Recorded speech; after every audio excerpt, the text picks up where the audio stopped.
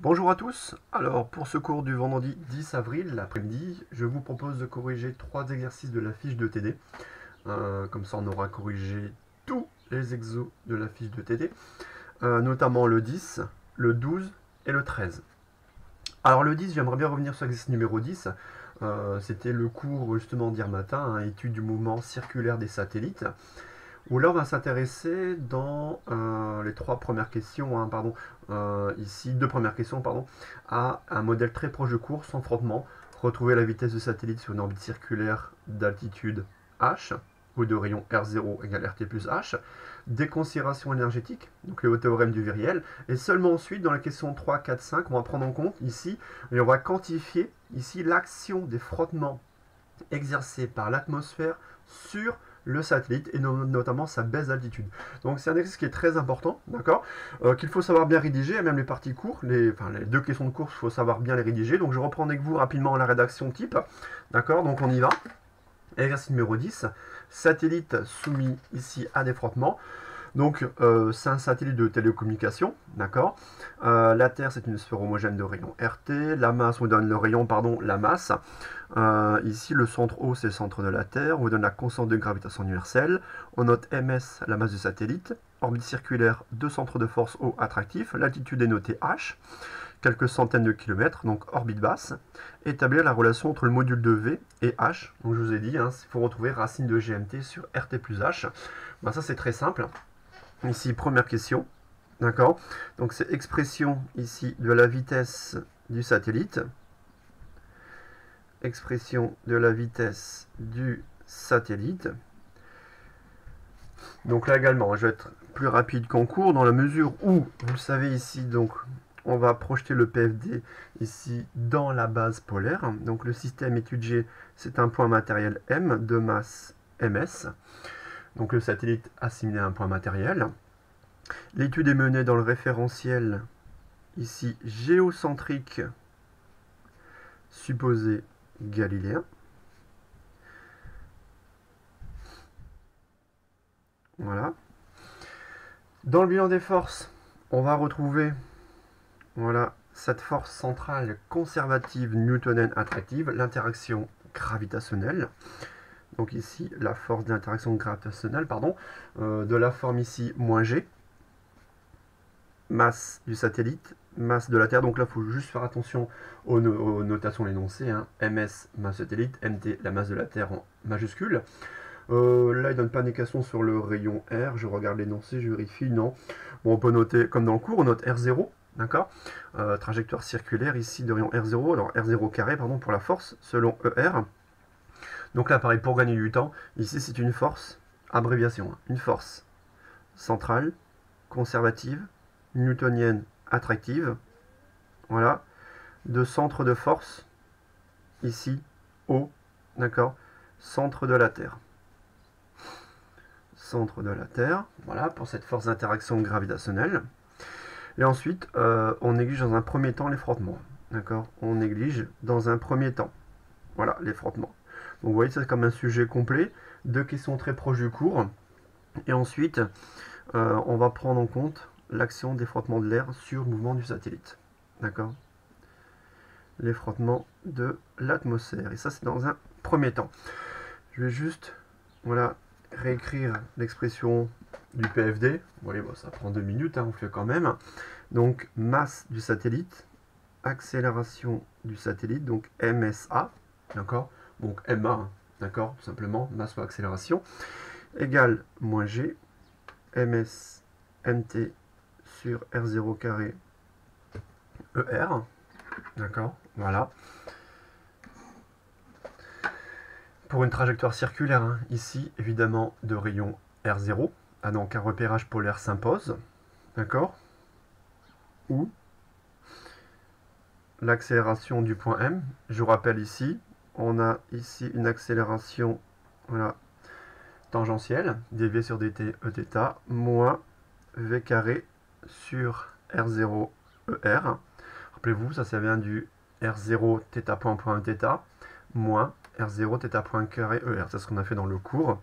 Voilà. Dans la base orthonormée directe polaire. en effet, ici, trajectoire circulaire. Voilà. Là, c'est énoncé. Hein. Vraiment dans le sujet, il n'y a pas d'ambiguïté pour ça. D'accord? Donc là, voilà, quand on projette, finalement, quand on va projeter ici, on aura M ici. Donc on aura moins V carré sur R0 selon ER. Selon Eθ, on aura du dV sur dt. D'accord? Voilà.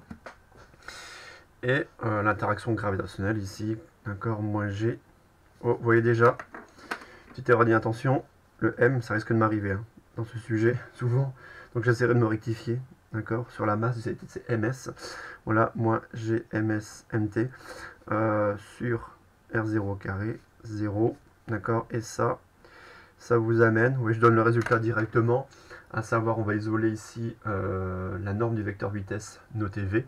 Donc on retrouve directement que cette vitesse, d'accord, vous voyez, elle est indépendante de la masse du satellite. En effet, je pourrais simplifier ici à gauche et à droite par la masse du satellite, d'accord, ici et ici. On multiplie par moins 1, on multiplie par R0. Il va vous rester, voilà, V égale racine de GMT, masse de l'astre attracteur, hein, de la Terre, du centre de force attractif, ici, divisé par R0, d'accord, voilà, donc ça fait G, ici, racine de G, MT, R0 c'est, voilà, RT plus H, ici, ce qu'on donne altitude, d'accord, donc on va, ici, raisonner sur l'altitude H du satellite. Après, on ne le demande pas dans l'énoncé, mais on peut préciser que, ici, selon projection, projection selon Eθ, que ici, hein, bon, on retrouve le fait, ça c'est, voilà, à H fixé, la norme est constante, et ça on le retrouve ici, hein, dV sur dt égale à 0, voilà, donc on retrouve un mouvement circulaire uniforme, voilà, la norme de la vitesse est constante, l'attitude H est fixée ici, voilà, dans un premier temps, d'accord, fixée dans un premier temps, en effet il n'y a pas de frottement, donc il n'y a pas de baisse d'altitude, donc pour l'instant, j'ai bien attention, hein. Attention, pour l'instant, H est constante, orbite circulaire de rayon R0 constant, d'altitude H fixée, sans frottement, l'altitude AH n'a aucune raison de varier, mouvement circulaire uniforme, c'est seulement après qu'on prend en compte les frottements, là il y aura une baisse d'altitude, d'ailleurs on vous le montre, regardez, j'anticipe un peu la suite, là, compte tenu des frottements, l'attitude du satellite varie au cours du temps, vous voyez, signe moins, ça diminue, d'accord, attitude H diminue au cours du temps, compte tenu des frottements exercés par l'atmosphère, ok. Voilà, je tenais quand même de reprendre ça avec vous, hein, ici par écrit proprement, prendre le temps de le faire, c'est quand même relativement important. D'accord? Donc ça c'est la vitesse du satellite sur sa trajectoire circulaire, et ensuite relation entre la période de révolution et H, donc relation entre T et H, relation entre ici la période de révolution notée grand T, et l'altitude H du satellite. Voilà. Donc là, il s'agit finalement de rappeler finalement le fait que voilà, la période de révolution, T, est définie par finalement le périmètre du cercle, ici de rayon R0, donc 2π R0, divisé par la vitesse, attention vitesse qui est constante dans ce modèle simple, d'accord? Donc je reprends ce qu'on a vu en cours, donc ça fait 2π R0, sachant que R0 c'est RT plus H, bon j'aurais pu le faire après, c'est pareil. Ici, donc V c'est racine de G MT sur RT plus H, d'accord. Donc qu'est-ce qu'on peut faire ici? On va pouvoir ici simplifier parce qu'il y a RT plus H exposant 1, et il y aura ici, donc il y a racine de RT plus H qui va remonter au numérateur, donc là, je vais l'écrire, donc on aura 2π, il y a RT plus H une fois, et le racine RT plus H, je dis par ça, celui-ci là, il va remonter là, donc on a RT plus H exposant 1,5, et je divise tout, je n'oublie pas de diviser par la racine de GMT, d'accord, voilà, ça va nous donner directement donc 2π, voilà. Alors qu'est-ce qu'on aura ici? Exposant directement 1 ici fois exposant 1,5, d'accord, donc on ira directement ici exposant 3,5, donc 2π RT plus H exposant 3,5 sur racine, voilà, de GMT. Et là, qu'est-ce que l'on peut faire? C'est tout ce qu'on nous demande. Voilà, s'exprimer t en fonction de h. Bon, on a cette relation. Hein. À gauche, on a t. On a h qui est ici. Il apparaît là. Donc voilà, je peux très bien m'arrêter là. On demande d'aller plus loin ou pas? Non, on ne demande pas d'aller plus loin. On peut rajouter ici, ouais, c'est-à-dire. C'est pas demandé. C'est pas demandé. Qu'est-ce qu'on peut faire comme dans le cours? On va élever au carré. Si on élève au carré les deux mondes de l'équation, vous voyez, on aura t carré. Et on est divisé par ce terme-là, si j'élève au carré, on aura rt plus h exposant 3. J'élève tout au carré. Donc on retrouve le fait que t carré sur rt plus h exposant 3, d'accord, ça c'est du t carré sur a cube, hein, ici appliqué à une trajectoire circulaire de rayon r0 égale rt plus h, ça c'est 4 pi carré, d'accord, divisé par gmt. Voilà. Donc là, vous voyez, on retrouve, alors attention, je dis bien, c'est pas demandé, c'est une petite ligne supplémentaire qui permet de, voilà, de retrouver, voilà, ici, la loi des périodes de Kepler, 1618. Ok. Donc là, pareil, c'est du coup, ouais, je prends le temps de rédiger, là on a 10 minutes, bon, voilà. Ensuite, question numéro 2, on vous demande de retrouver le théorème du viriel, la relation instantanée entre les énergies cinétiques et potentielles. Donc, deuxième temps, théorème du viriel. Voilà. Alors, théorème de Viriel prend en compte ici l'aspect énergétique. D'accord. Donc là, il faut, on vous demande, hein, établir la relation de EC plus EP égale à 0. Dire que là, on va évaluer, hein, on évalue différents termes. On y va, on fait ça rapidement. Voilà. Alors, qu'est-ce qu'on va évaluer ici? On va évaluer ici d'abord, on connaît la vitesse, on connaît la norme de la vitesse. Donc on peut évaluer l'énergie cinétique. Donc on évalue d'abord l'énergie cinétique du satellite. D'accord. 1,5 de mv carré. D'accord. Et voilà, encore une fois, je me fais avoir. ms, 1,5 de msv carré, je vais y arriver. Donc 1,5 de ms. D'accord. V carré, il est là. V carré ici. Donc on aura g nt. Est-ce que je laisse en... Ouais, je peux laisser en rt plus h. De toute façon, h, ça sera ma variable après. Donc voici l'expression de l'énergie cinétique 1,5 de ms v carré. Ok. Donc on évalue d'abord l'énergie cinétique. Ensuite, vous tenez bien l'énergie potentielle. L'énergie potentielle du point M, ici, c'est l'énergie potentielle gravitationnelle, d'interaction entre les deux masses, qui est toujours attractive. Là, je vous rappelle, hein, que c'est moins g, masse du satellite, masse de la Terre, divisé par R0. D'accord. C'est du K sur R, ça. Hein. Donc c'est RT plus H. D'accord. Plus, peut rajouter, n'oubliez pas la constante ici, hein, additive, près. D'accord. Quand R0 tend vers plus l'infini, d'accord, l'énergie potentielle gravitationnelle s'annule, donc il permet de fixer cette constante comme étant égale à 0. Ok. Une fois qu'on a ça, voilà, ça nous permet ici d'évaluer l'énergie, j'ai un peu de place ici, mécanique du satellite. Si on l'a fait ensemble dans le cours, ça fait 1,5, vous voyez, on a le même terme, on a 1,5 moins 1, ça fait moins 1,5.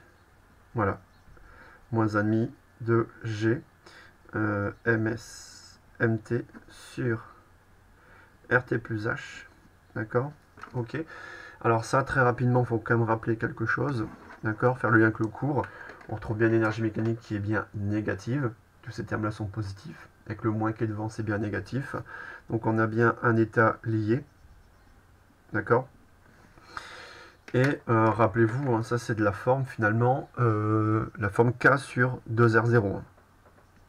D'accord. Ça c'est de la forme, ici, K sur 2R0. Et ça, rappelez-vous, je fais le lien que ce qu'on a fait sur la force centrale, on a fait pas mal de choses. Ça, c'est la valeur minimale d'énergie potentielle effective. D'accord, j'avais noté l'énergie potentielle effective, ici, en R égale R0. D'accord, pour faire le lien avec le grand 3 de ce cours. Rappelez-vous, c'est un état lié, la seule valeur possible, c'est R0. On a donc une trajectoire circulaire d'énergie mécanique négative, ici. D'accord. Voilà. Alors c'est pas ce qu'on demande. Quand c'est la relation entre EC et EP, là, voilà, après avoir évalué ça, d'accord, qu'est-ce qu'il apparaît? Je vous rappelle, il apparaît clairement la relation entre les différentes énergies, d'accord. Alors qu'est-ce qu'il apparaît? Il apparaît le fait que l'énergie mécanique du point M dans R ici, vous voyez qu'elle est égale mais opposée à l'énergie cinétique. Voilà. Et est également égale à 1 demi de EP. D'accord? Égale 1 demi de EP. Voilà. C'est-à-dire, voilà, voici la relation qu'on nous demande sous la forme. Vous voyez que 2EC, on fait passer ça à droite un petit peu par 2. 2EC plus EP égale à 0. Voilà, 2EC plus EP ici égale à 0. Oh non, on ne le voit pas. Excusez-moi. Ici, voilà, 2EC plus EP égale à 0. D'accord? Voilà, relation très simple à obtenir. Très proche du cours, ça, vraiment, faut pas se planter, c'est pas très compliqué, d'accord? On le fait assez rapidement, assez simplement. Là où vous ferez la différence, c'est sur les questions 3, 4, 5. D'accord? Ça, tout le monde, priori, devrait y arriver, c'est du cours. Question 3, 4, 5, là, on va prendre en compte l'atmosphère, hein, il y a ici de la Terre qui va s'opposer au mouvement du satellite. D'accord? Donc, on y va pour la suite, ici. Donc, c'est la question numéro 3. Je vais peut-être ici remettre l'énoncé pour fixer un peu le sujet, on a le temps. Alors, voilà, donc là, on prend en compte la force de frottement exercée par l'atmosphère, la forme moins alpha, masse de satellite, norme de V, vecteur V, où alpha est une constante strictement positive, déterminer la dimension de alpha. En appliquant le théorème de la puissance mécanique, établir l'équation différentielle vérifiée par H. C'est bien l'équation différentielle vérifiée par H, hein. Là on a bien la dérivée première de H par rapport au temps, et on a bien la fonction H. H ici, hein, c'est bien une équation différentielle, hein, ici, voilà, du premier ordre non linéaire, hein. Elle est non linéaire. Ok? Alors on y va, on fait ça dans la question numéro 3, ici, question numéro 3, prise en compte des frottements. Donc prise en compte des frottements fluides exercés par l'atmosphère sur le satellite. Voilà, donc prise en compte des frottements fluides. Bon, dimension de alpha, ah bah tiens c'est bien, ça, bon, ça c'est typiquement c'est un sujet de DS hein, que j'avais déjà proposé. Donc là, le modèle utilisé, voilà, alors c'est noté FA, je reprends de son énoncé, c'est bien ça, moins alpha, masse du satellite, norme de V, d'accord, fois, tout simplement, je vais noter ouais, V, vecteur V, d'accord, donc la vitesse, vecteur V. Donc avec alpha strictement positif, voilà, force de frottement fluide qui, ici, est non linéaire, d'accord, donc elle est quadratique, dimension de alpha, d'accord, donc la dimension de alpha, ici, on compose une équation aux dimensions, donc avec alpha positif, et avec, bon, tel que, pardon, je l'ai déjà mis, j'ai déjà mis avec, pardon, donc tel que, ça c'est un tel que la dimension de alpha. Alors, dimension de alpha, c'est quoi? Dimension d'une force, je prends la norme, hein. Dimension d'une force divisée par la dimension d'une masse, fois, là, vous voyez, ça c'est homogène au carré d'une vitesse. Donc, dimension du carré d'une vitesse.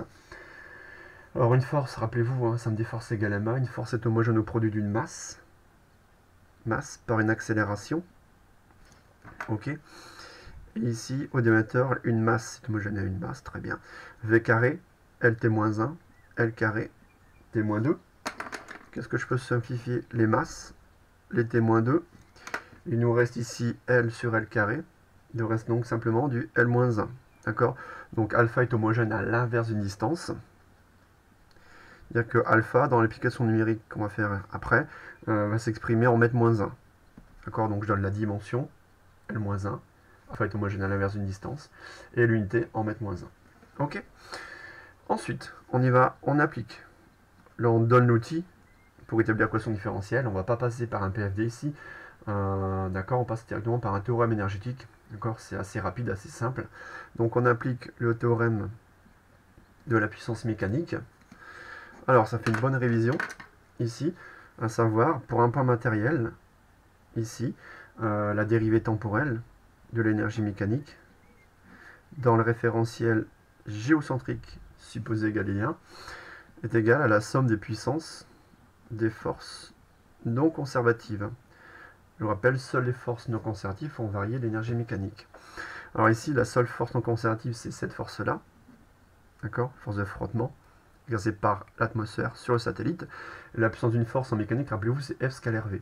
Donc on ne va pas oublier de multiplier par le vecteur vitesse V, instantané, donc F à scalaire V. Et si on fait ça, je multiplie scalairement ce vecteur force par le vecteur vitesse, il va rester moins alpha, ms, d'accord, v scalaire v ça fait v carré fois v ça fait v cube. C'est bon pour tout le monde.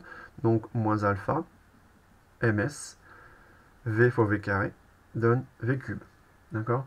Déjà là on voit hein, alpha positif, ici positif. On voit bien que l'énergie mécanique ici, effectivement, elle diminue bien au cours du temps. Bon. Alors ici, voilà, il faut évaluer ce terme. Alors pour faire un pack d'équations différentielles, il faut évaluer ici ce terme de gauche, ici. Ce terme de droite, il est facile. Constant, ici, constant, et la vitesse, on connaît. D'accord, la vitesse, c'est du racine de GMT sur RT plus H. Donc ça, c'est facile. À gauche, attention ici. Voilà, donc avec... Voilà, il faut expliciter ce terme. Ici, à gauche, il faut expliciter les variations temporelles d'énergie mécanique du satellite dans les référentiels géocentriques supposés galiléens. Alors, ça on ne l'a pas directement. Donc là, je laisse un peu de place. D'accord. Je vais réécrire juste ici, voilà, à droite. Donc là, je laisse de la place pour écrire ensuite. Je réécris quand même l'expression de l'énergie mécanique. L'énergie mécanique du point M dans R, on a montré que elle est négative. Elle vaut moins 1,5 de G, ms, mt, sur RT plus H. Bon. Vous doutez bien, présence de frottement. De toute façon, on nous dit établir l'équation différentielle vérifiée par H. Cette dérivée temporelle est négative, donc H diminue au cours du temps, donc H varie. Est-ce que tout le monde voit que la seule variable dans l'énergie mécanique, la seule variable, elle est où? Elle est là. C'est-à-dire que l'énergie mécanique est une fonction de H. Fonction de H. Pourquoi? Je rappelle, il y a des frottements. Voilà. Donc ici, je vais composer les dérivées. La dérivée temporelle, je ne l'ai pas directement. Ce que j'ai, je sais dériver l'énergie mécanique par rapport à H. Il faut que je sais faire ça. Regardez. Donc dériver l'énergie mécanique, je note simplement comme ceci pour gagner du temps. Par rapport au temps, on revient à dériver d'abord l'énergie mécanique par rapport à H, puis dériver H par rapport au temps. Et bien là, ça c'est bien joué. Pourquoi c'est bien joué? Ça, c'est un calcul de dérivée.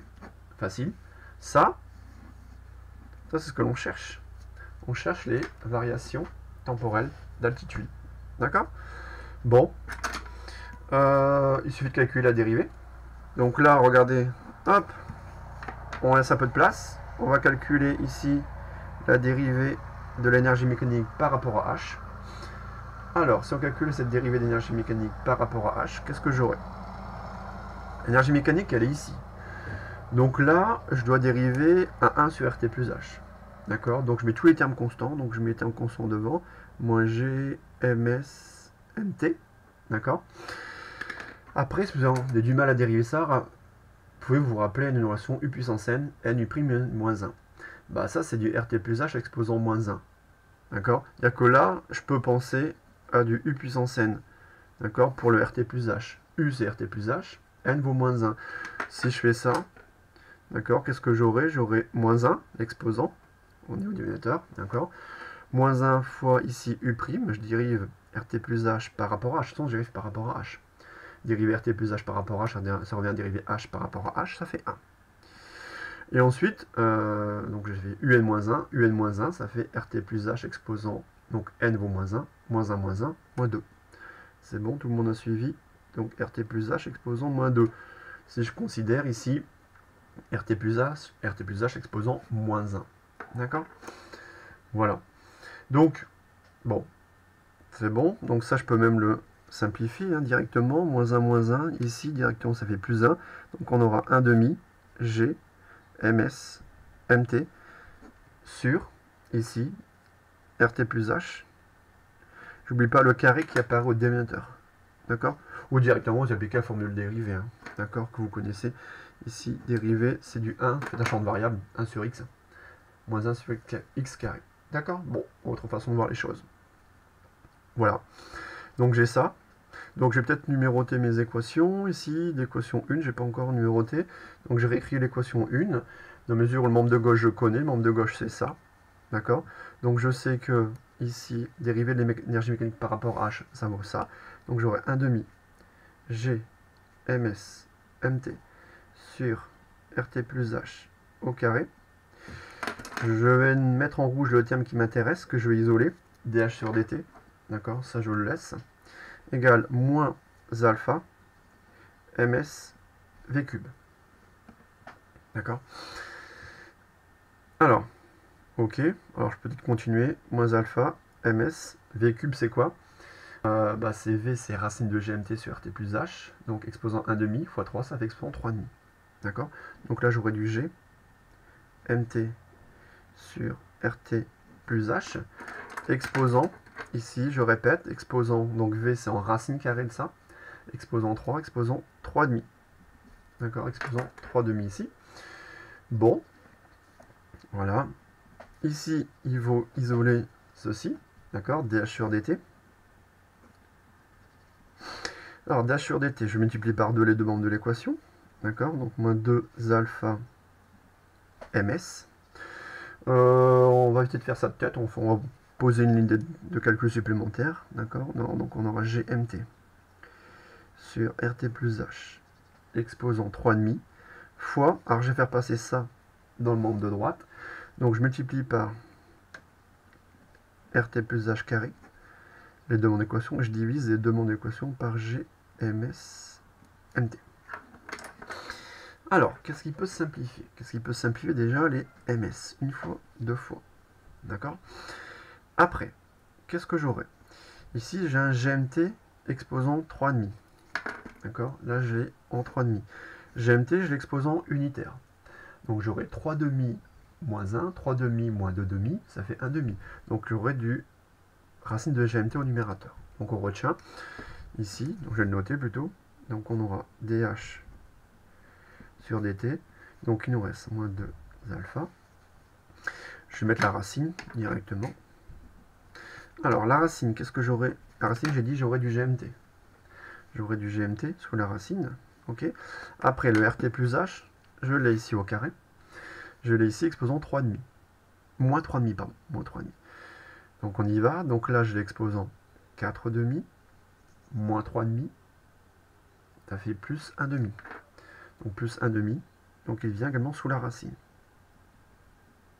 Je répète, exposant 4,5 moins 3,5 plus 1,5. Et c'est ce qu'il faut démontrer. Voilà, c'est terminé. Voilà. Hop. Hop, et on a bien ici, vous voyez, on vient sur le fait que voilà, cette dérivée est bien négative, hein, tout est positif. D'accord, avec le moins, c'est bien négatif. Donc h, on est bien d'accord que h diminue au cours du temps. Ouais, en effet, c'est bien cohérent avec la présence de frottement. D'accord, donc là on l'a montré par un théorème de la puissance mécanique. D'accord, et ici on a bien une équation différentielle, ici, d'ordre 1, non linéaire. D'accord, voilà, d'ordre 1 et non linéaire. Bon, voilà. Ça, c'était pour la question numéro 3. Voilà, donc maintenant, ça reste tout à fait théorique, maintenant on va l'appliquer, on va donner des ordres de grandeur. C'est également que ça devient intéressant. Donc là, déjà, vous voyez des calculs un peu plus particuliers, d'accord, certains calculs que vous retrouverez d'ailleurs dans le cas de vacances, et des sujets qui sont un peu plus complexes, qui s'écartent quand même un peu du cours. Ça quand même s'écarte quand même beaucoup du cours, hein. Et c'est quand même plus intéressant puisque ça modélise l'action du frottement de l'atmosphère sur le mouvement du satellite. Alors d'ailleurs, ça y est, on y vient, quatrième question. Le satellite est placé sur une orbite de 800 km. Il subit une diminution d'altitude delta H d'environ 1 mètre par révolution. Ouais. Donc révolution de durée grand T. Sa vitesse est en norme très peu affectée au bout d'une révolution. D'accord? Hypothèse d'étude. On déduit une estimation au premier ordre de alpha. Voilà. Calculer avec la même approximation ce qu'il advient de l'altitude au bout de 10 ans de fonctionnement. Donc là, on va raisonner en termes d'ordre de grandeur. On est au premier ordre, c'est-à-dire qu'on va donner l'ordre de grandeur de ce coefficient de frottement. Fluide, alpha, d'accord, et quantifier ici, ce qui est important, la baisse d'altitude au bout de 10 ans de fonctionnement du satellite. D'accord. Donc question numéro 4, à partir de ce qu'on vient d'établir, pardon. Donc là, voilà, on va quantifier ça. Donc ça, c'est ici un ordre de grandeur du coefficient, ici alpha. Voilà. Et perte d'altitude forcément sur une durée de fonctionnement de 10 ans. Alors ce qu'on dit dans l'énoncé, c'est que finalement, sur une durée, sur une révolution, pardon, voilà, de durée grand T, D'accord? Alors cette durée grand T, rappelez-vous, on l'a déterminée. Je l'ai plus en tête, vous l'avez sous la main, a priori. Ça c'était, on l'avait noté, hein, c'est 2pi, RT plus H, exposant 3,5, c'est-à-dire la première question, hein, divisé par la racine de GMT. D'accord? Bon. Si on peut mettre sous la racine en fait, hein, c'est 2pi racine RT plus H cube. Ouais, j'aurais pu le faire tout à l'heure en fait. D'accord, mais tout sous la racine. D'accord? Sur une révolution de durée grand T, qui est égale à ceci, le satellite subit une diminution d'altitude. Donc là, je n'ai fait que réécrire hein, l'énoncé. Subit une diminution d'altitude. Alors cette diminution, je notais delta H. D'accord, diminution d'altitude. D'accord. Elle est de l'ordre de 1 mètre environ. Et on donne, ouais, disent environ, ils mettent 2 chiffres significatifs. Ouais, bon, d'accord. Bon, environ 1 mètre. D'accord. Alors diminution, je vais mettre un moins pour montrer que c'est voilà, et c'est bien négatif. Alors, je sais pas si vous le voyez, je l'ai entouré, j'ai mis un moins ici. Voilà, diminution d'altitude de 1 mètre sur une révolution. Là, on veut l'expression de alpha. Alors alpha, il apparaît où? Il apparaît là en fait, dans cette équation. Sauf que là, vous voyez, c'est une diminution d'altitude entre deux instants. Oui, entre deux instants finis, d'accord? Sur une révolution, donc une durée finie, on a une diminution de 1 mètre. Là, vous voyez, j'ai les variations temporelles, des variations qui, en fait, une dérivée. Hein, d'accord? Ce que je vais faire au premier ordre, je vais approximer la, vous voyez, cette différentielle de h à quoi? À delta h. Et donc, finalement, approximer cette dérivée à quoi? À delta h sur une période. Comme ça, au premier ordre, d'accord, sur une révolution de durée grand T, où je connais delta H, je vais réécrire cette relation ici, cette équation différentielle, au premier ordre, en approximant le dH à un delta H sur une durée grand T. D'accord? Et là, je pourrais exprimer le alpha. Donc là, en approximant au premier ordre, donc là, c'est une approximation. Ici, voilà, au premier ordre. Voilà, très important ici. Qu'est-ce que l'on a? Ben, on va approximer le fait que le dH environ égal à delta H. Alors dH, hein, ça c'est les variations infinitésimales d'altitude, ça c'est H en T plus dt moins H en T. Ça c'est la variation de H entre deux instants finis, typiquement sur une durée, grand T, de révolution. D'accord? Donc si je fais ça, je vais approximer les variations temporelles à quoi? À une variation d'altitude sur une période T. Vous voyez le changement de notation en première approximation, hein, au premier ordre. Les variations temporelles sont équivalentes à, ici, à une variation d'altitude de 1 mètre, ici sur une période grand T. D'accord?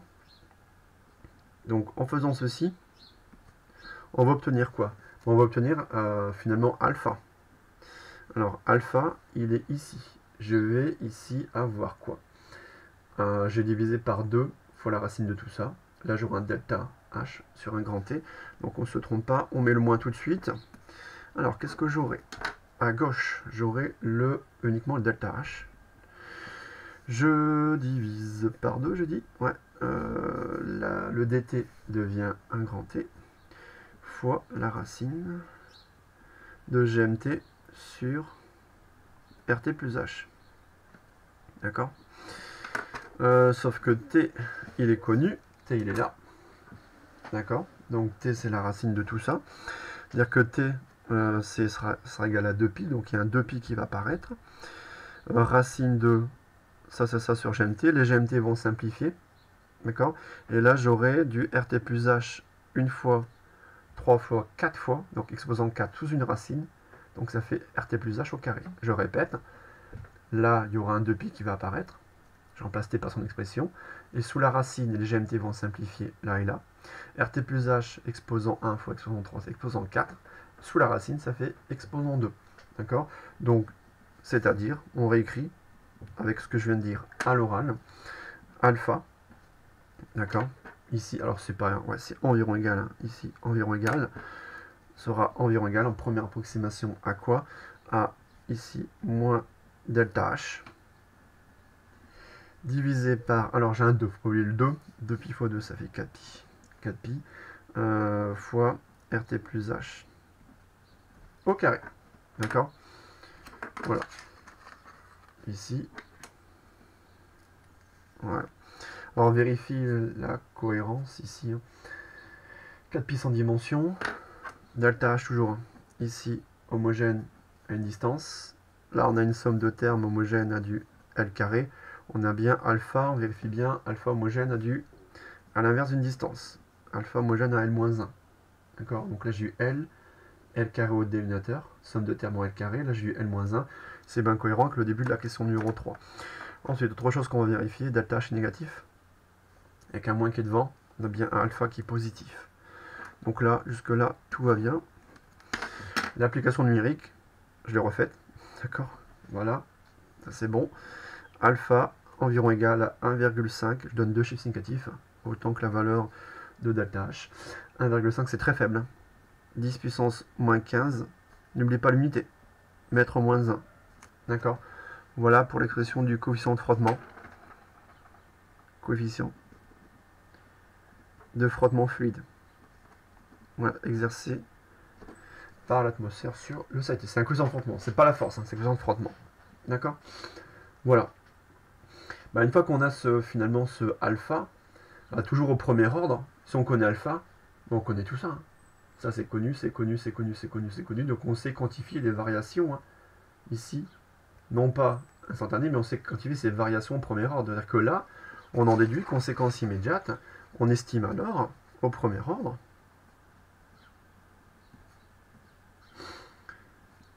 On estime alors au premier ordre, bah, qu'est-ce qu'on peut estimer? On peut estimer ce terme-là. C'est-à-dire que finalement, on peut estimer ce delta H sur T, d'accord? On peut l'estimer comme étant égal à, pareil, donc ça c'est moins 2 alpha, racine ici de 2 GMT fois RT plus H. Voilà. Tac. Et l'application numérique. Donc là, de toute façon, je calcule le terme qui est à gauche, hein, le rapport. Donc je calcule ici un delta H sur grand T. D'accord? Donc là, on a du moins 1,6. Donc là, ça c'est bien négatif. Hein. D'accord? C'est bien négatif. Ici, hein, tout est positif avec un moins qui est devant. Donc moins 1,6 fois 10 puissance moins 4. Et on a bien ici des mètres par seconde. Voilà. Ici, pour l'application numérique liée à cette grandeur. Donc on connaît delta H sur grand T. Et bien ça nous permet de répondre à la question sur une durée de 10 ans. Durée de 10 ans qu'on va convertir en secondes pour effectuer l'application numérique. Le satellite, d'accord, le calcul montre que le satellite chute de 49,8 km. D'accord, donc conclusion de cette quatrième question. Conclusion. Sur une durée de 10 ans. Sur une durée de 10 ans. Donc 10 ans, on est à 3,1 millions de secondes. Le satellite de télécommunication en orbite basse, d'accord, chute d'environ, voilà, compte tenu des approximations effectuées, hein, la 49,8, j'arrondis à 50 km. Hein. Sur 10 ans, on a une chute de 50 km, hein, compte tenu de ce coefficient de frottement fluide, d'accord, ici, sur une orbite basse, d'accord, de l'ordre de quelques centaines de kilomètres, hein, d'accord, c'est bien cohérent avec ici le satellite de télécommunication, d'accord, voilà. Donc là, bien comprendre, le calcul, on a effectué le calcul au premier ordre, d'accord, on approxime la dérivée temporelle à une variation d'altitude sur une durée de révolution grand T. Ça permet d'effectuer des applications numériques et surtout d'estimer le alpha. Maintenant, ce qui est bien dans ce problème, c'est qu'on va comparer ici, finalement, ce résultat-là à la solution exacte obtenue par résolution de l'équation différentielle. Et là, on va vous guider sur la résolution par séparation des variables. D'accord? Donc, c'est la cinquième et dernière question, d'accord, de cet exercice. Ici, donc cinquième temps, voilà, résolution, ici, de l'équation différentielle, donc résolution. Résolution analytique, donc il n'y a pas ici de résolution numérique, pas besoin, on saura les résoudre à la main, de cette équation différentielle non linéaire d'ordre 1. Voilà, là on saura faire. Alors, je vais peut-être la rappeler, cette équation, elle est ici qu'on a obtenu, à savoir dH sur dt égale moins 2 alpha racine de gmt fois ici rt plus h. D'accord? Voilà. Alors, pareil, on y va par séparation des variables. Donc là, on vous guide dans la méthode de résolution. Alors, ce qu'ils appellent séparation des variables, on met tout ce qui concerne h à gauche et tout ce qui concerne ici une éventuelle variable temporelle à droite. D'accord? Donc, par séparation des variables, qu'est-ce qu'on a? On va laisser le dh à gauche. H, il apparaît là, il apparaît également sous la racine. Donc, on va mettre la racine, ici, de rt plus h, ici au dénominateur. Je ne prends pas le GMT, le GMT il est constant. Je le laisse à droite, avec le moins 2 alpha, GMT, tout ça c'est constant, sous la racine. J'oublie pas de faire monter le dt. Donc je répète, séparation de variables, vous l'avez déjà vu en chimie, c'est connu, dh sur racine de h, et on a un dt ici à droite. Et là, qu'est-ce qu'on fait? On intègre, là on va intégrer, donc on va préciser les deux bornes d'intégration. Alors on intègre 2, donc de t égale à 0. Alors à t égale à 0, on va supposer que h, l'altitude h en 0, on note comment? Allez, h0, voilà, à un instant ici, pour noter t1, à t égale t1, ou h de t1, j'ai plus de place, donc note h de t1, d'accord, égale h1. Voilà, ça me paraît cohérent, ça. Ok, on intègre ceci, pardon, qu'on y va. Alors ici, on intègre par rapport à h. h allant de une altitude initiale et une altitude finale, hein, arbitraire, quelconque, d'accord. Donc j'intègre entre deux altitudes, initiale et finale, j'intègre quoi? Un dh sur racine de rt plus h. Ça c'est un h. À droite, facile à droite, moins 2 alpha, racine de gmt, c'est constant. J'intègre dt entre quoi? Entre t égale à 0, l'instant initial, où l'attitude vaut h0, et un instant t1 quelconque, où l'attitude vaut h1. Bon, ça facile, hein. Facile. Ici, on a du dh sur racine de h. Ça, c'est facile. C'est du 2 racine de h plus ici. Hein. Donc, on va obtenir du 2 racine de h. Donc, on y va. Enfin, 2 racine de rt plus h, pardon. Donc, 2 racine de rt plus h. Voilà. Pris entre h0 et h1. Égale moins 2 alpha. Racine de gmt. Et là, il vous reste quoi? T1 compris entre 0 et T1, ça vous donne directement T1. On note T1 directement ici. Ok. Bon, on y va. Donc, à gauche, j'obtiens finalement... Alors, on peut peut-être simplifier par 2, c'est vrai. Et un 2 à gauche, un 2 à droite. Donc, RT plus H1. Attention, surtout, ne mettez pas tout sous la même racine. C'est racine de A moins racine de B. C'est pas racine de A moins B. Erreur d'inattention classique.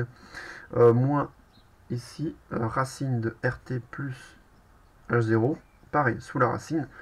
Ça, c'est le terme de gauche. Égale moins alpha. Racine de GMT. T1. Ok. Voilà. Alors là, il ne faut pas perdre de vue. Ici, on souhaite retrouver le résultat précédent. On souhaite quantifier une baisse d'altitude. D'accord? Une baisse d'altitude. Donc là, pareil, hein, on saura où on va. Je note à droite. Donc on veut quantifier la baisse d'altitude. Dans notre problème, ce sera noté delta H. Ce que je disais tout à l'heure au premier ordre, delta H. Donc ça, c'est la baisse d'altitude. D'accord? C'est l'altitude finalement ici. Hein, finale moins initiale. Et ça, c'est bien négatif. Donc je vais évaluer H1 moins H0.